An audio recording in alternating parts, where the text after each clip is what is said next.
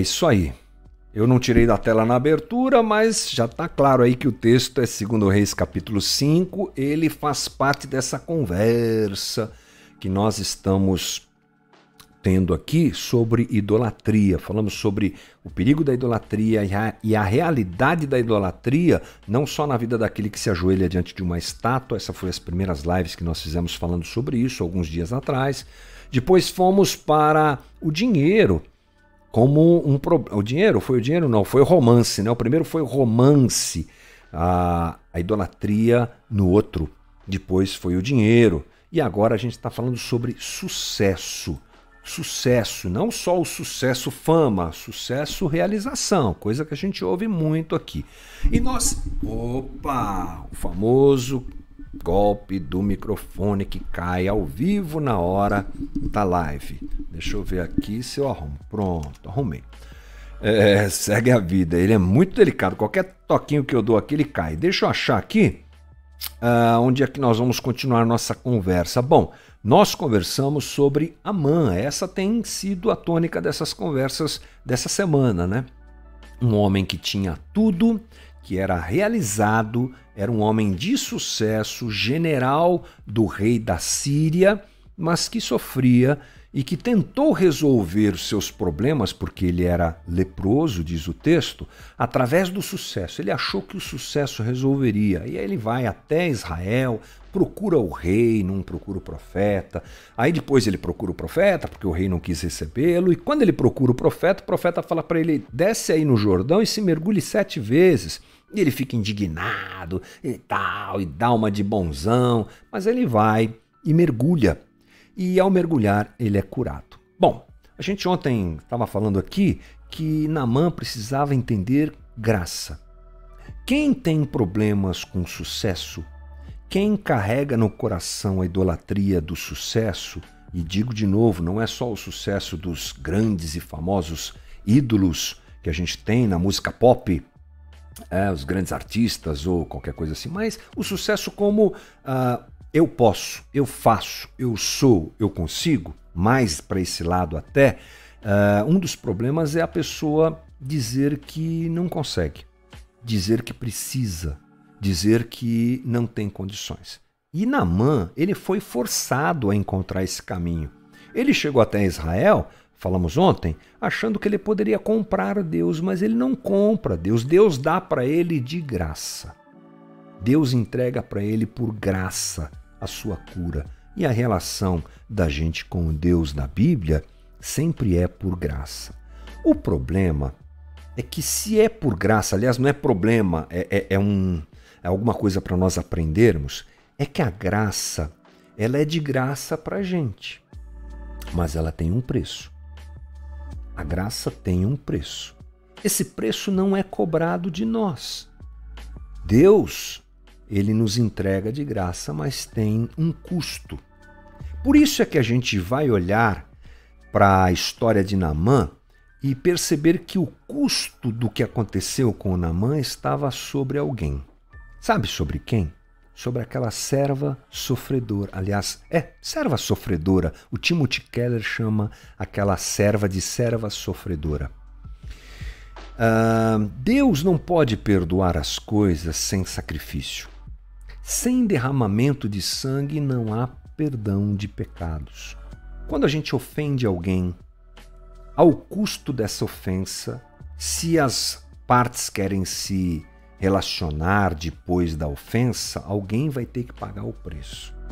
O ofendido vai ter que assumir o preço e dizer tudo bem, para que a relação continue. O perdão, portanto, significa absorver o custo de alguma coisa. Nessa história, isso também acontece. Alguém teve que suportar com amor e paciência para que Naamã fosse curado. E sabe quem é? Essa serva sofredora. Pensa comigo, ela é uma personagem que aparece pouco no texto, né? Mas a história dessa garota, que a gente não tem muitas informações aqui, deve ser algo do tipo assim, ela foi capturada pelo exército de Naamã. Por quê? Porque o exército invadiu Israel e levou famílias cativas. Provavelmente ela viu a sua família morrer, o que os historiadores dizem, ela estava no fundo do poço da pirâmide social, na Síria, naquela comunidade, naquela sociedade onde ela agora estava inserida. Era escrava, era estrangeira, de outra raça, mulher, de entre 12 e 14 anos. Né? Lembra, quem fez isso? Quem fez isso com ela? Naamã. Naamã, o líder supremo do exército da Síria, foi que fez isso com ela. Ele acabou com a vida dela. A gente não pensa nisso, né? Mas como é que ela reage a isso? E como é que ela reage ao saber que o seu arqui-inimigo estava leproso? Interessante, né? Ela tinha o poder de vingança nas suas mãos. Ela podia ter ficado quietinha e esperado a morte de Naamã. Mas o que vemos é um amor desinteressado. Vemos perdão. Seu sacrifício em perdoar foi um instrumento de Deus para que ele fizesse a obra que ele fez. Então, o ápice desse tema bíblico que nós estamos encontrando nessa história é impressionante que uma leitura bíblica bem feita faz isso, leva a gente para Jesus. Qualquer texto bíblico com a leitura adequada leva a gente para Jesus. E é o que está acontecendo aqui. Isaías 53 é aquilo que é o que essa garota representa, o servo sofredor, aquele que se esvazia de si, como diz Filipenses 2:5, e na cruz paga o preço que deveríamos eu e você pagar. Compreender isso é o caminho para me livrar da loucura do sucesso. Estamos encerrando essa parte sobre idolatria do sucesso. É quando eu entendo que não há nada que eu faça que possa substituir o que ele fez. Pare de tentar comprar Deus com o teu sucesso. Deus não te ama por aquilo que você faz. Deus não te ama pelo que você tem. Deus não nos ama pelo que produzimos, pelo berço que nascemos, por falarmos várias línguas e termos muito conhecimento, nem porque somos pessoas, de repente, muito pobres, muito carentes. Deus não nos ama por nada disso e eu poderia gastar o resto da live e ficar aqui até amanhã dizendo para você por que Deus não te ama. Ele te ama porque te ama. Ele me ama porque me ama. Isso a gente pode chamar de amor incondicional. Quando isso se esclarece diante da gente, nenhum sucesso vira ídolo. O que é que pode contribuir para a minha relação com Deus que não o amor de Deus? Não há nada acima do amor de Deus por mim. Portanto, é assim que acaba o fim, acaba a idolatria. A idolatria chega ao fim quando eu entendo isso. E sabe o que aconteceu com Naamã? Isso. Ele entendeu. Vamos ler lá em 2 Reis 5,14, olha o que diz. Assim ele desceu ao Jordão, mergulhou 7 vezes, conforme a ordem do homem de Deus, e foi purificado. Sua pele tornou-se como a de uma criança. Então Naamã e toda a sua comitiva voltaram à casa do homem de Deus, ao profeta. Ao chegar diante do profeta, Naamã lhe disse: agora sei que que não há Deus em nenhum outro lugar, senão em Israel. Uau, abriu os olhos. O amor de Deus por ele, amor esse que ele não podia comprar, esclareceu Naamã. Por favor, disse ele ao profeta, aceita um presente do teu servo.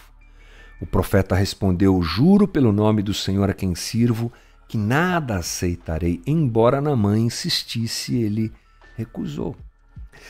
Naamã, para ser curado, teve que aceitar a palavra de uma menina escrava, e depois do servo de Eliseu, e depois de outros servos dele mesmo. O todo-poderoso Naamã encontrou solução para o seu problema não em seu poder, não em sua capacidade. Deus usou servos, gente dentro da escala social muito, muito inferior a ele.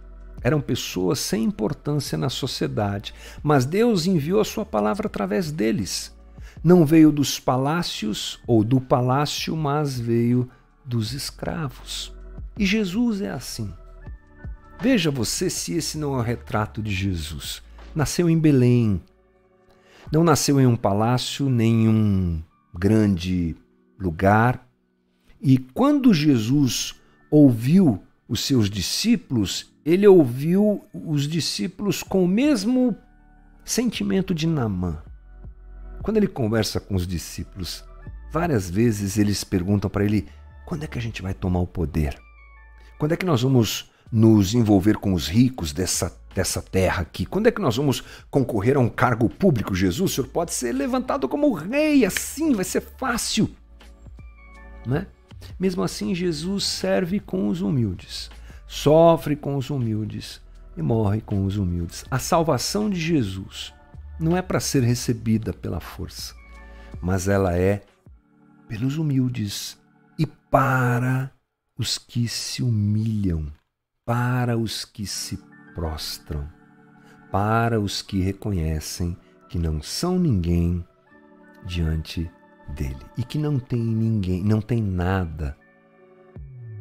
É assim que Jesus nos convida a nós nos relacionarmos com ele e com os outros. Perceba você que essa questão do sucesso, ela fere as nossas relações. Porque o sucesso que é reconhecido pela sociedade, às vezes ele é travestido de uma humildade fake. É uma humildade, mas ela é fake. Né?